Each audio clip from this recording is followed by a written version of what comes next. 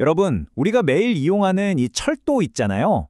이 거대한 시설을 만들고 관리하는 방식이 지금 완전히 뒤바뀌고 있습니다. 낡은 종이 도면의 시대는 저물고 모든 것을 데이터가 움직이는 새로운 시대가 열리고 있거든요. 자, 그 혁신의 심장부로 같이 한번 들어가 보시죠. 바로 이 한 문장. 이게 오늘 이야기의 전부라고 해도 과언이 아니에요.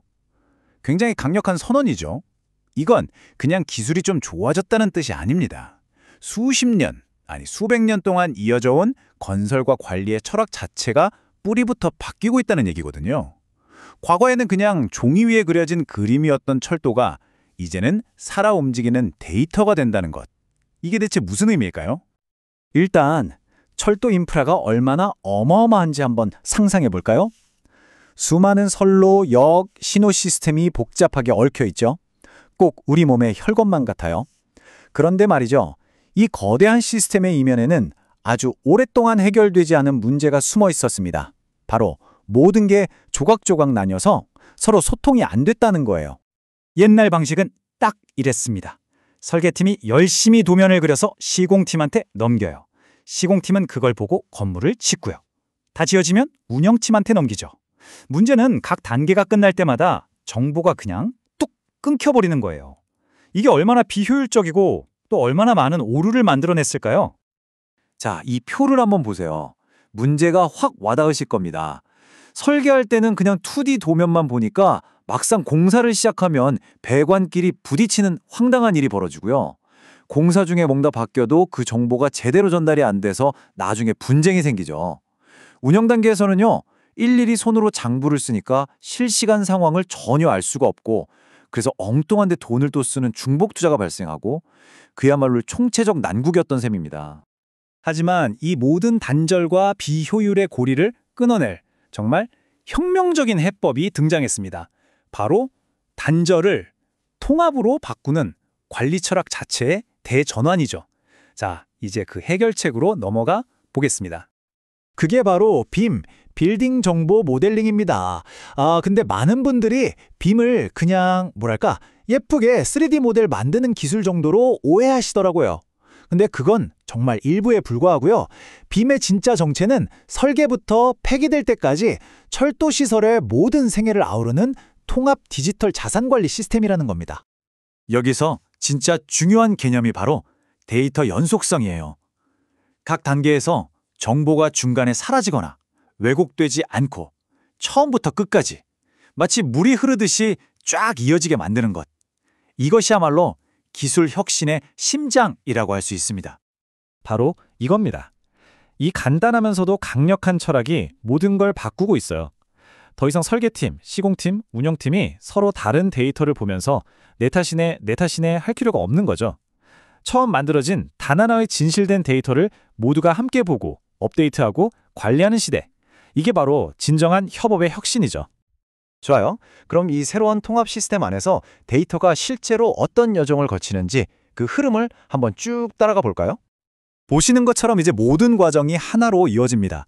설계 단계에서 만든 3차원 정보 모델이요.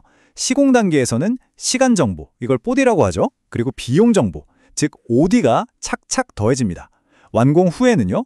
사물 인터넷 센서 같은 걸로 실시간 데이터를 계속 결합하고 이 모든 데이터를 바탕으로 자산의 성능을 종합적으로 관리하게 되는 겁니다. 이 말이 정말 핵심을 꿰뚫고 있는데요. 빔은 눈에 보이는 어떤 결과물이 아니에요. 모든 것을 떠받치는 기반, 즉 데이터 인프라 그 자체라는 겁니다. 우리가 도로 없이는 자동차를 운전할 수 없듯이 이 빔이라는 데이터 고속도로가 없으면 미래의 철도는 제대로 굴러갈 수가 없는 거죠. 아니 근데 이 데이터 인프라가 왜 그렇게 중요하냐고요? 결국은 돈이죠, 돈. 생애주기 비용, 즉 LCC를 아주 정확하게 계산할 수 있게 되거든요. 옛날에는 처음 짓는 데 드는 돈이랑 나중에 수리하고 관리하는 돈이 따로따로 놀았단 말이에요.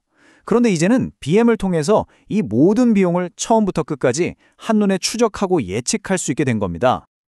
자, 그럼 이론은 이쯤 하고 그래서 실제로 뭐가 좋아졌는데 이 새로운 방식이 현실에서 어떤 가치를 만들어내고 있는지 구체적인 결과물들을 한번 살펴보겠습니다. 이건 먼 미래의 공상과학 같은 얘기가 절대 아닙니다.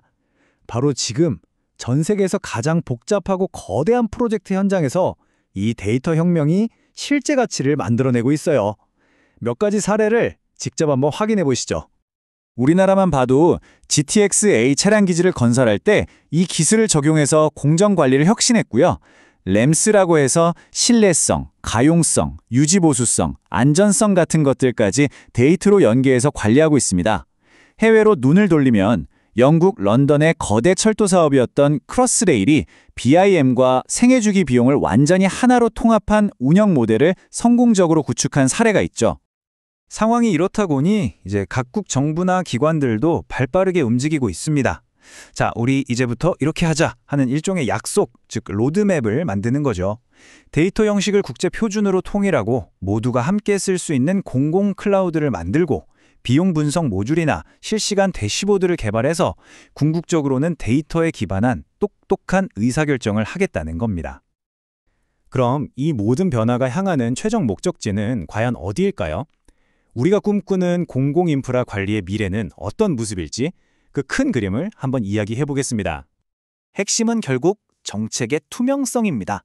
이제 정책 결정자가 이 시설에 돈이 총 얼마나 들어갔고 언제쯤 부품을 교체해야 할까요? 라는 질문을 받으면요. 더 이상 예전처럼 대충 한 10년 뒤쯤 이렇게 얼버무리는 게 아니라 정확한 데이터를 딱 보여주면서 확신을 갖고 답할 수 있게 되는 겁니다. 그리고 이 진화의 최종 종착역, 끝판왕은 바로 디지털 트윈입니다. 이건 단순히 현실의 철도 시스템을 가상세계에 복제하는 걸 넘어서요. 현실과 실시간으로 데이터를 주고받는 말 그대로 살아있는 디지털 쌍둥이를 만드는 겁니다. 이렇게 되면 우리는 태풍이 왔을 때 어떤 부분이 위험할지, 새로운 노선을 추구하면 어떤 변화가 생길지, 미래에 일어날 수 있는 모든 상황을 미리 시뮬레이션하고 최적의 답을 찾아낼 수 있게 됩니다. 오늘 나눈 모든 이야기들을 이 한 문장으로 요약할 수 있을 것 같습니다. 빔은 더 이상 단순한 설계 기술이 아닙니다. 철도라는 거대한 유기체가 태어나서 성장하고 또 시간이 흘러 늙어가는 그 모든 과정을 기록하는 하나의 새로운 언어가 된 것입니다. 자, 마지막으로 여러분께 이런 질문을 한번 던져봅니다. 철도 같은 거대한 인프라가 이렇게 자신만의 디지털 생애 기록을 갖게 된다면 우리는 이 기술을 이용해서 또 어떤 것들을 더 똑똑하고 더 효율적이며 더 지속 가능하게 만들어갈 수 있을까요? 한번 상상해 보세요. 그 가능성은 정말 무한하지 않을까요?